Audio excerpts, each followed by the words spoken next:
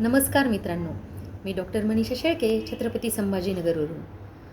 आज आपण दृष्टिकोन याबद्दल काही थोडंसं बघूया. तर माणसं कमवण्याची आपल्याला एक जबरदस्त नशा असते. वयाच्या एका टप्प्यापर्यंत आपल्यापैकी अनेकांना ती असते. माणसं जोडणं ही छानच गोष्ट. अनेकांसाठी ती एक अभिमानाची बाब असते. जरूर असावी. चांगला स्वभाव आणि उत्तम चारित्र्य याच्या जोरावर अनेक माणसं जोडावीत, जपावीत. पण हे करताना ही जपलेली माणसं आपल्यालाही जपत आहेत ना, हे बघणं फार महत्त्वाचं असतं. अनेकदा आपल्याला वाटून जातं, अरे बापरे, ही अमुक इतकी भारी व्यक्ती आपल्यासोबत संपर्क ठेवून आहे, म्हणजे किती छान. त्या संपर्कामागे विशुद्ध भाव आहे ना, की पुढे जाऊन आपल्याला स्टेपनी म्हणून उपयोग केला जाणार आहे, हे बघायला हवं. अशा अनेक अनुभवातून आपण जात असतो. त्यामुळे हुरळून जाणं टाळायला हवं.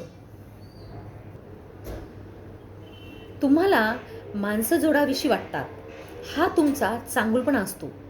पण त्याला तुमचा भावनिक कमकुवतपणा समजणारे खूप लोक असतात. त्यामुळं आपल्या चांगुलकेपणाचं इतकंही प्रदर्शन करू नये की तो संशयास्पद वाटू लागेल. अनेकदा एखादी व्यक्ती आपल्याला अत्यंत जवळची किंवा जिवलग वाटत असते. आपली सुखदुःख आपण तिला सांगत असतो. पण आपल्या वेदनांचा वापर पुढे ती आपलं मनस्वास्थ्य उद्ध्वस्त करणारा दारुगोळा म्हणून देखील करू शकते. माणसांना इतकंही पोटाशी धरू नये की ते पुढे आपल्यावर लाडाने दुगाण्या झाडू लागतील. माणसं जोडताना कोणाला कोणत्या परिस्थितीपर्यंत जवळ येऊ द्यावं हे ठरवून घ्यायला हवं.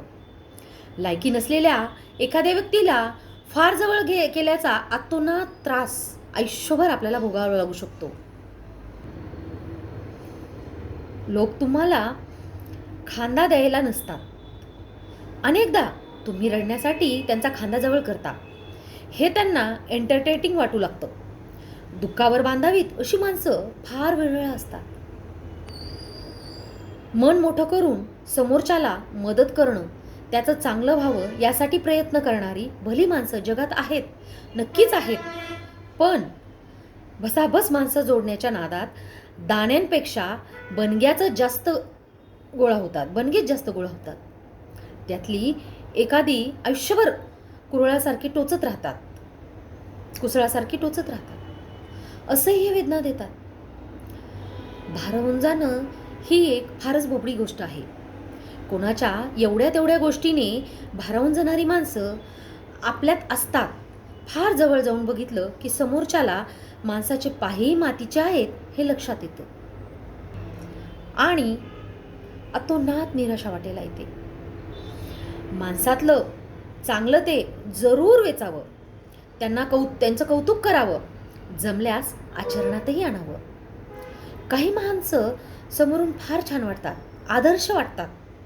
आपण त्यांना आपलं मानत राहतो, फॉलो करत राहतो आणि एक विवक्षित क्षणी कळतं की काहीही घेणं देणं नसताना ही माणसं आपल्यासोबत किती खोटं कृतक वागत होती.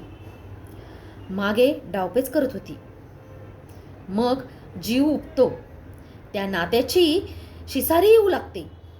यावर पर्याय काय? माणसांना फार जवळ न येऊ देणे. लांबून जे दिसतं त्यात आनंद मानावा. माणसं आपल्याबरोबर जे वागतात, बोलतात ते आणि तेवढंच खरं मानून पुढं निघावं.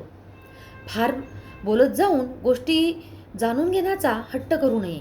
अपेक्षाभंग वाटायला येतो. माणसं कमावणं म्हणजे त्यांना आपल्या आयुष्यात हस्तक्षेप करण्याचे अधिकार देणे नव्हे. काही व्यक्ती आपलेपणाच्या हक्काने काही गोष्टी सांगत असतात, तेव्हा आपलं खरोखरच भलं व्हावं म्हणून स्वतःचा वेळ देऊन आपला कान पकडणारं कोण आणि आपलं भलं पाहून पोटदुखी होणारे कोण, यातला फरक आपल्याला ओळखता यायला हवा. तेव्हा मित्रांनो, माणसं जोडत असताना खूप काळजीपूर्वक, मित्र मैत्रिणी किंवा इतर कोणतंही नातं असेल किंवा कुठलंही व्यक्ती असेल, फार विचारपूर्वक ती निवडावीत. धन्यवाद.